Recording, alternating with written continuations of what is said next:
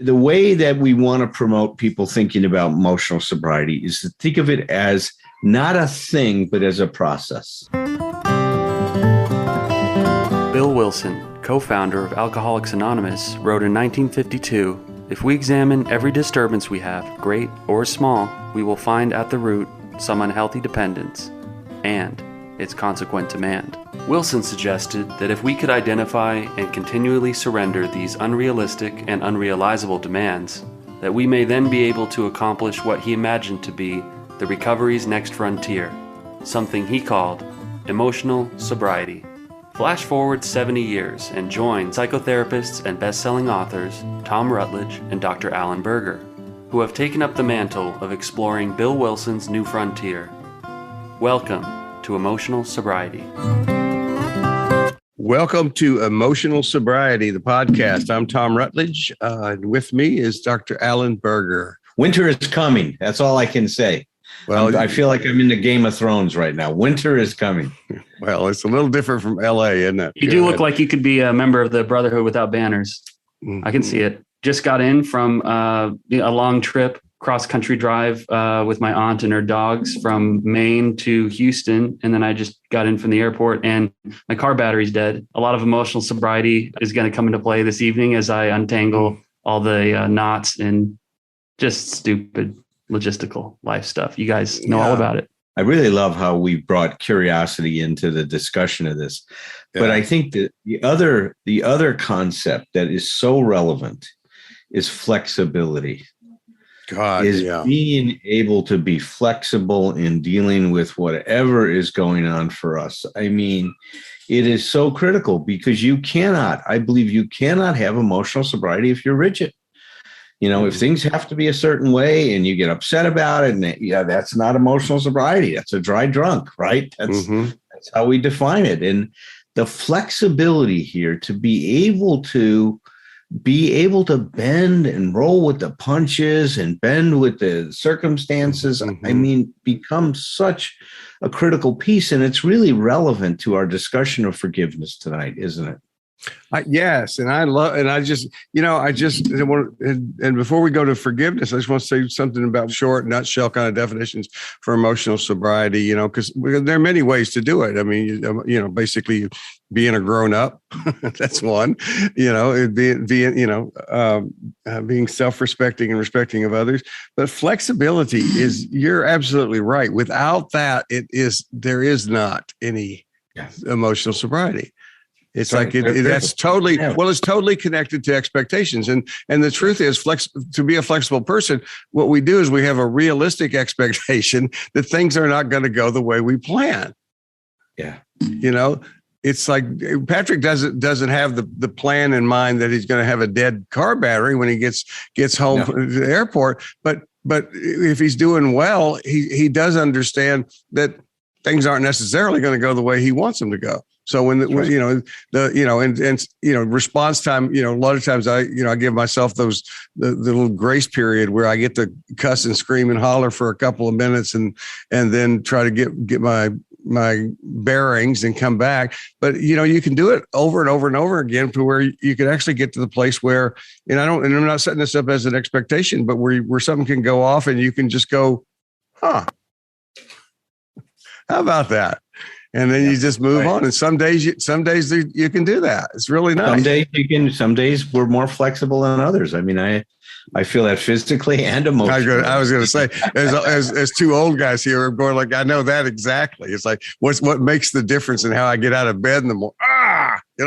That's exactly true, man. It's so true. You mentioned, Alan, that understanding forgiveness needs to take place kind of late in the emotional sobriety project. The way that we want to promote people thinking about emotional sobriety is to think of it as not a thing, but as a process. It's a mistake to think of it as a thing that you have, because you don't have it. You're always engaged in it. It's an ongoing process in terms of how we are dealing with what's happening to us, how we are dealing with our emotions, how we are dealing with conflicts in our relationships, how we're dealing with disappointments or unexpected emergencies, et cetera, et cetera. So if we think of it as a process, not as a thing, then one way of looking at the process of emotional sobriety is to think about our relationship with our different emotions. Yes. And one of the emotions that come up for all of us is if we're betrayed or hurt in some way, or we got what we feel is a legitimate grievance with another individual for whatever the transgression, is that occurred in that relationship. And, and now we're talking about, well, look, how do I deal with that? How do I deal with this emotion that I'm carrying around? One of the things we talk about is when we define resentment, it's actually re-experiencing the same feeling over and over again. In fact, one of the things that this guy, Dr. Fred Luskin, discovered when he was doing research on forgiveness, because he was brilliant. He's one of these psychologists that really approached it, I thought, to me, what's the best approach from a psychological perspective. He said, before we understand forgiveness, let us understand what creates a grievance, what creates an injury. And one of the things he says that happens is there's some kind of a violation of our rule, an unenforceable rule we have. So that takes place. Then the second thing he says is we take that very personally. They did it to us. And if they cared about us, they wouldn't have done it to us, or they shouldn't have done it to us. The third thing is we tell the story. We have a narrative that keeps us a victim. And every time we tell the narrative, we re-traumatize ourselves. Right. So it's about what happened to me. What happened to me? Yeah, it's about what happened to me. And then when I tell it again, I'm feeling that trauma. I mean, it was such a great research project because he says we've got to know what this process looks like if we're going to apply a new process and turn it around. And that's what he did. He said, first of all, we have to look at our unenforceable rules. Secondly, we need to understand that it wasn't personal in terms of what happened. It says more about the person than about us. And the third thing is we need to come up with a new narrative, a narrative that doesn't have us as a victim, but as the survivor or as the hero or heroine. So that's what his formula was. And I'll tell you, man, as you can see, one of the things we've talked about is these unenforceable rules and expectations. In fact, I think he's the guy that I saw that he used that phrase, unenforceable rules. My mentor, Dr. Kempler, used rules before, but he talked about rules more in terms of what was diminishing versus what rules are enhancing. But it's the same idea. And an unenforceable rule in the way we're talking about is not a rule that helps us connect with people. It's a rule that makes connection a challenge or difficult or problematic. If I start to get into my mind that, first of all, what do we say? Humility is a low focus on self, which means what business do I have generating all these rules for everybody else to live up to? Number one, that's why humility is so important in this process of emotional sobriety. Number two, what we've talked about, if I can see that now I can become aware of my unenforceable rules, I can do what Bill suggested is surrender these hobbling expectations, which is a very important part. Well, if I surrender them, I also have to now stop taking what that other person did personally. I'm going to continuing education conference right now. It's one of my favorites to go to. It's called The Evolution of Psychotherapy. And it's with the group of Jeffrey Zeig is the architect of it. It's sponsored by the Milton Erickson Foundation in Arizona. And they put together a great group of some psychotherapists that really are doing some great work. And one of my favorite people that shows up at this is a female therapist. Her name is Dr. Ellen Bader. And her husband, I believe it's Richard Peterson, they have the Couples Institute up in Menlo, California. And they're known for a lot of their work with infidelity and in terms of helping people deal with that kind of betrayal. And it's really wonderful to watch what she does, because a big part of her intervention is helping the person who's been betrayed by someone is to not take what that person did personally. They didn't have that affair to them. They just had that affair. And she spends a lot of time helping people to differentiate themselves and not fuse themselves with the other person's behavior. And I just love her work. And it just brings home, when we start looking at this process of emotional sobriety, we see the value of it from all of these different points of view. It's an essential part of psychotherapy for a lot of people that approach therapy from this perspective of differentiation. It's an essential part of people finding a whole new, as we see on Thursday nights, how many people have discovered new possibilities in their recovery. Right. It's incredible the feedback we're getting on the Thursday night meeting. People saying this is exactly what they needed that they couldn't find in the rooms, which is so exciting. So this is cool stuff, man. This is really great stuff. But what you're talking about, the therapist, what is her name? Dr. Ellen Bader. What Dr. Bader's doing is, like what any of us are doing with differentiation, which is you can't solve a problem until you get it's about perspective. I'm doing a very simple little metaphor in my head, a comparison of stuff, because I was working on a little gadget that I was trying to fix earlier today, and it was just all about perspective. It's like I have to look at this from different. I was in literal sense, I was looking at it from different angles. What a challenge that is, and you have to be very, very creative about being able to get to the place where you have a perspective where you can see it in a way that there are possibilities. That's one of the places where it doesn't feel like there are any. What would be the way you would articulate the benefit of forgiving a spouse that has been unfaithful? How do you sell that to somebody who's just resolute on, okay, I should forgive this person? Who are you working for, kind of thing? Well, first of all, I don't ever try to sell it to anybody. Right. That's what I was going to say. Because the moment you try to sell it, it's like you're asking for somebody to resist you. Yeah. You offer. Yeah. And I don't even turn it into a should. I offer it as a possibility that somebody could look at this situation and come to deal with their partner and learn more about their partner from this thing so that they can have a better relationship. But I don't ever advocate staying if that's not what you want to do. If, now what turns out. Or forgiving if you don't want to forgive. One of the things. That's right. One of the things I've said to people, the first step to forgiveness is to give yourself permission to not forgive, because otherwise it's not a choice. And I'm sorry I interrupted you there, Alan, but it's just like that. To me, that's just so important. I think that you're right on. This is what Patrick just said is so important, because we want to put this in the right context. There's no should too, Patrick, as we get rid of the shoulds. Emotional sobriety, in the process of emotional sobriety, there's no soil that grows any shoulds. It's a should-free garden. We have no shoulds. I like that.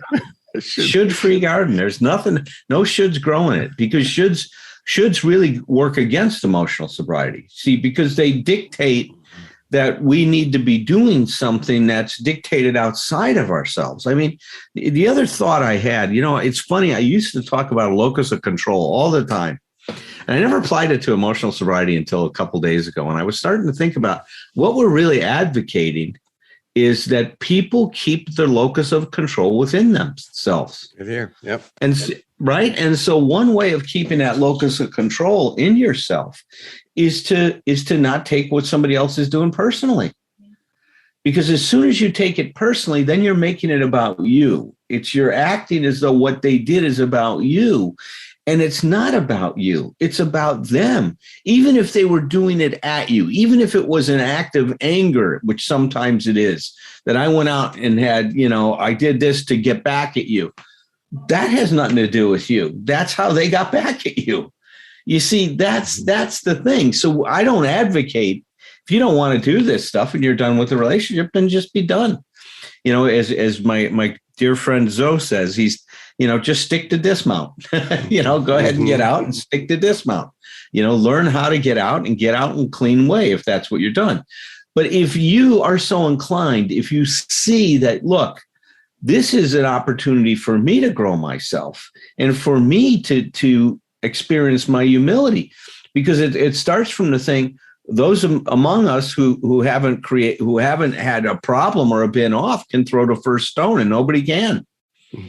And so, you know, that's the way I kind of think about it is that how can I judge somebody else in terms of what they've done when I've had my own issues that I've struggled with in my life and I've made my own mistakes. Right. Well, and I also want to toss in here too, that not taking something personally doesn't mean not taking it seriously.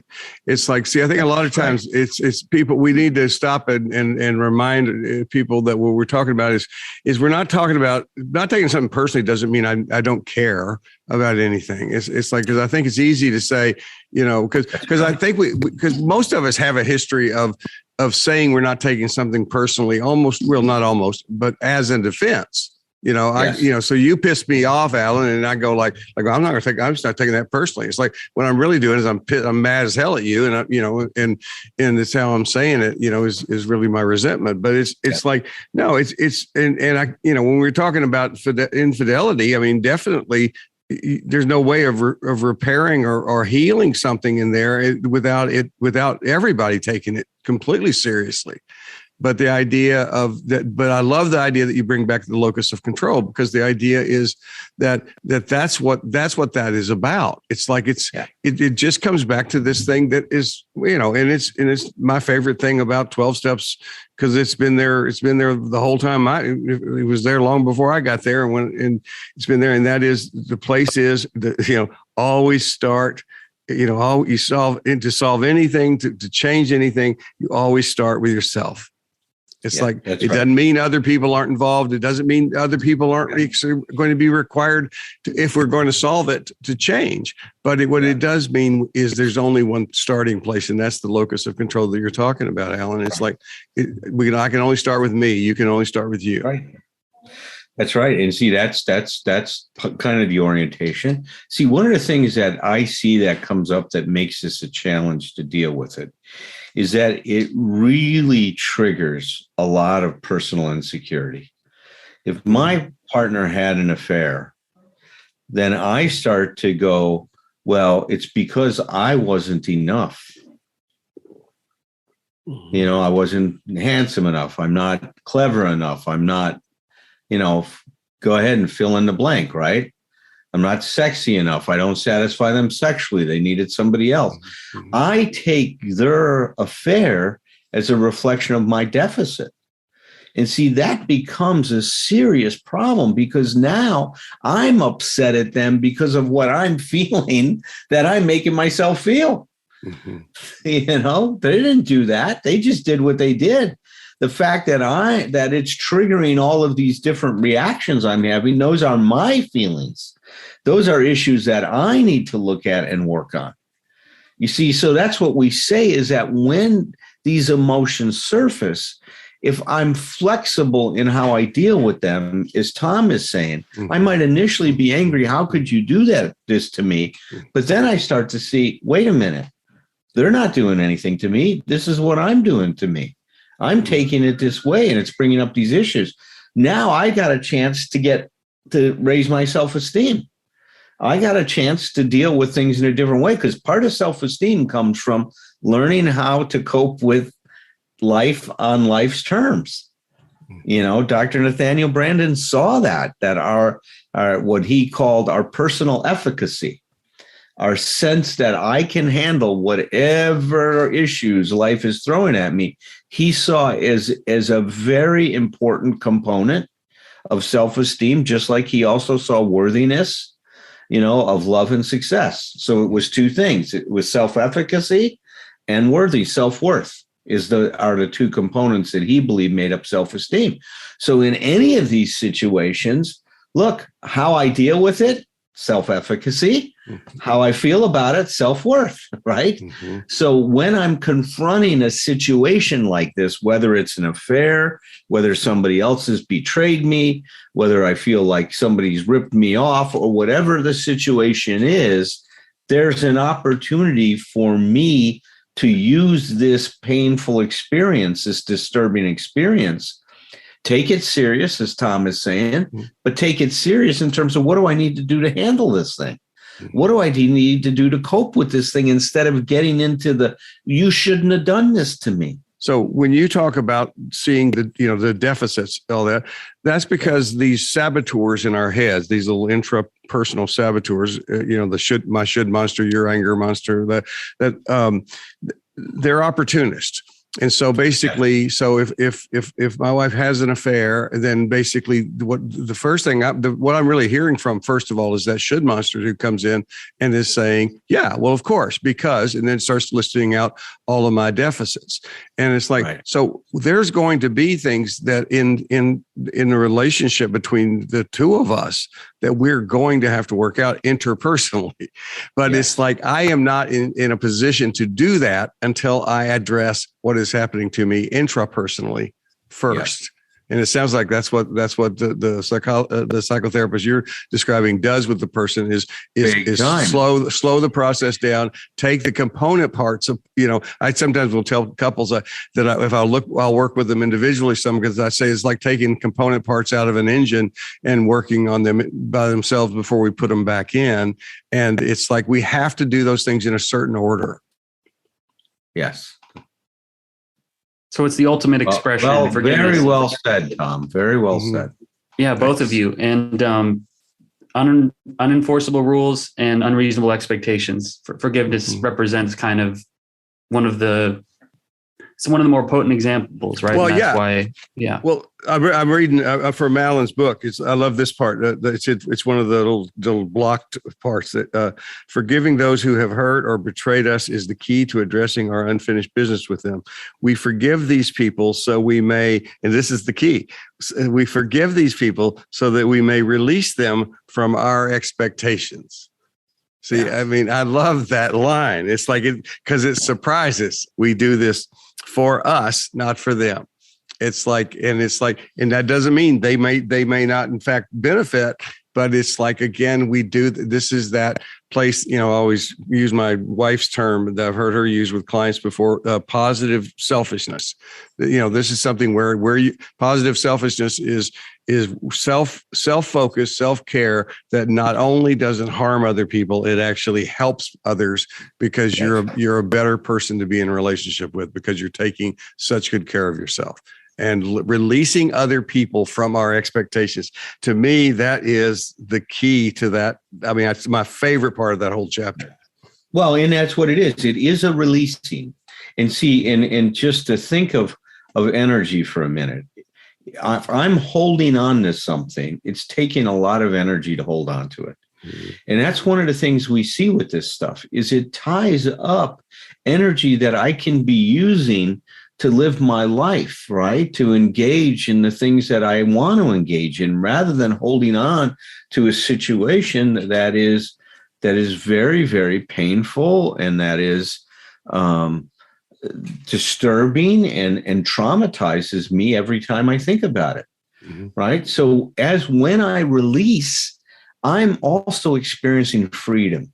And you've heard Tom and I and Roger and talk about freedom is synonymous with emotional sobriety. The process that we're involved is to have freedom from all of the shackles of these kinds of ideas that hook us in and keep us connected to things that aren't good for us, that are not healthy for us, that are toxic, that are diminishing. And that's the exciting thing about this. That this concept that we're really getting into in this process of emotional sobriety it's so exciting because there's so many possibilities with it. I really love that you brought up the idea of energy here, because at any given moment in time, I'm a fan of simplistic ideas as a way of understanding things. I understand the application becomes complex, but in the simplest form, at any given moment, we have 100% of our energy, whatever that is, whether that's from within us, God's allowance, whatever we have at any given moment. And I've always had a pet peeve about athletes who say they're going to give 110%, because that blows the whole damn metaphor.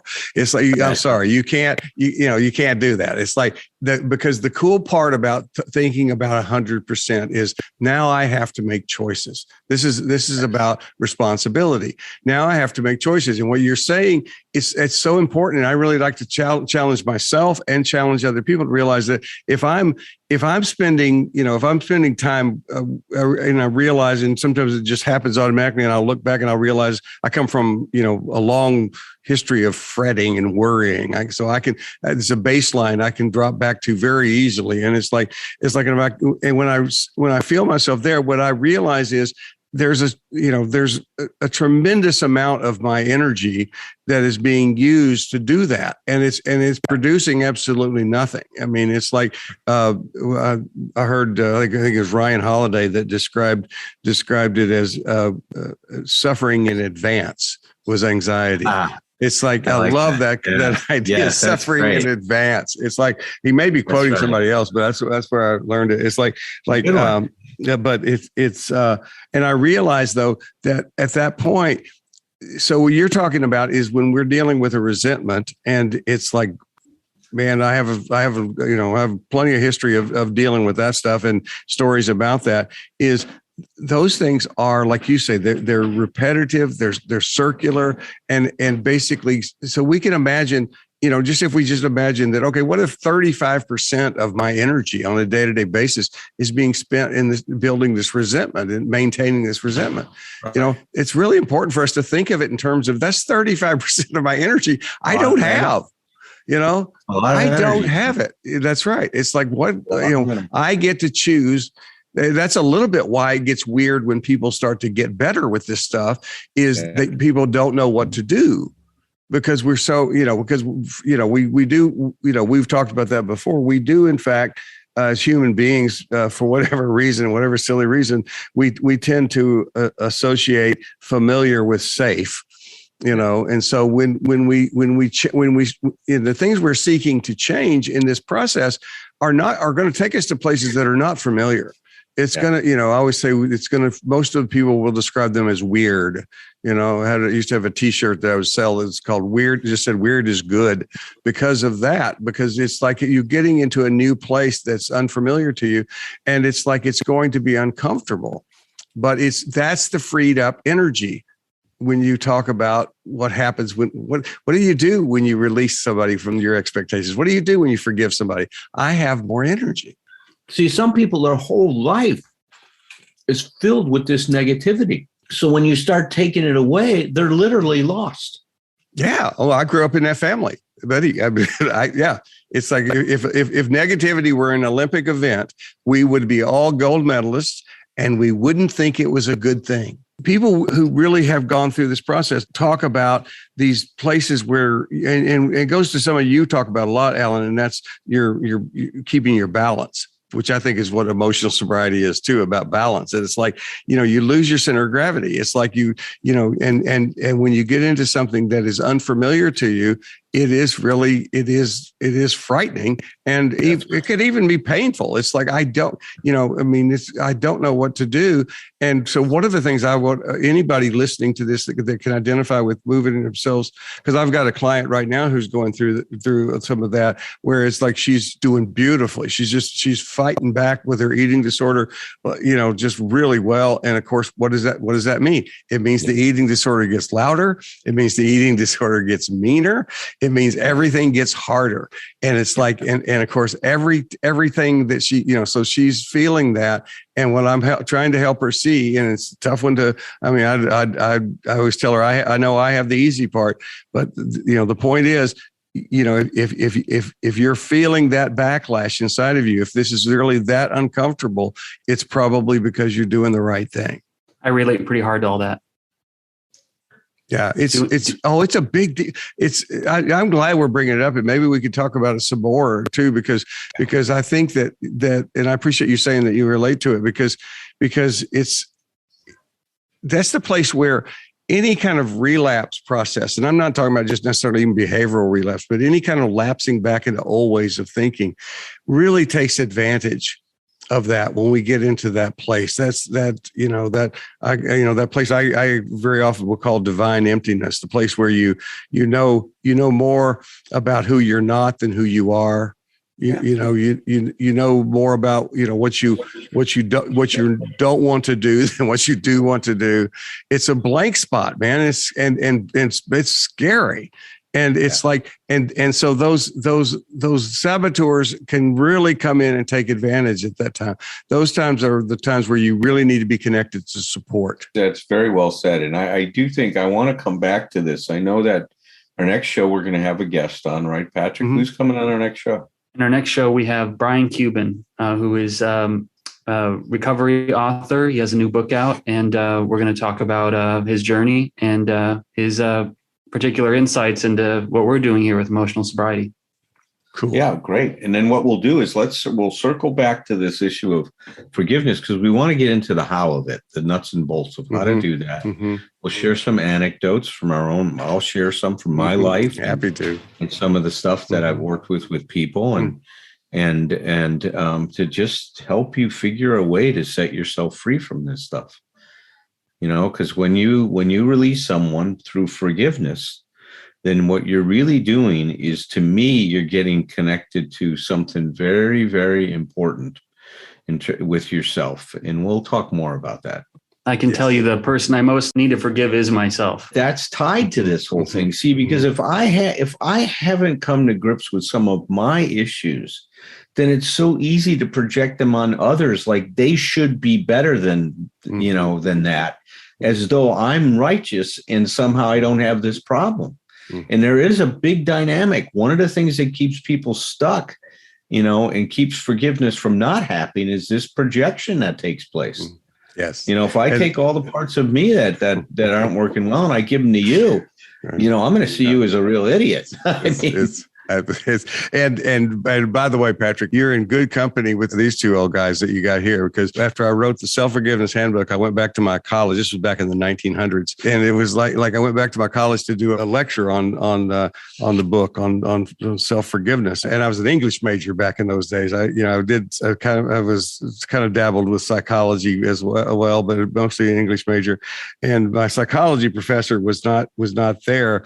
But so I asked my mentor, an English professor, about Dr. Starr, did he know I was coming? And he said, oh yeah, he knew you were coming. I told him the name of your book, and he said, well, I know Rutledge had a lot to forgive himself for. I'm in good company indeed. And we will see our loving audience next week. Tend your life, tend your myth. Cultivate your narrative with whomever you're with. Then with glass in hand and children on one knee, bring some stories, bring your stories back to me. It ain't a crime to be a human. Never be ashamed to be yourself. Rest assured that whatever you're doing will entertain me like nobody else. So here's to us, my old friends, until it's time to drink the wine and break the bread again. With glass in hand and children on one knee, bring some stories, bring your stories back to me.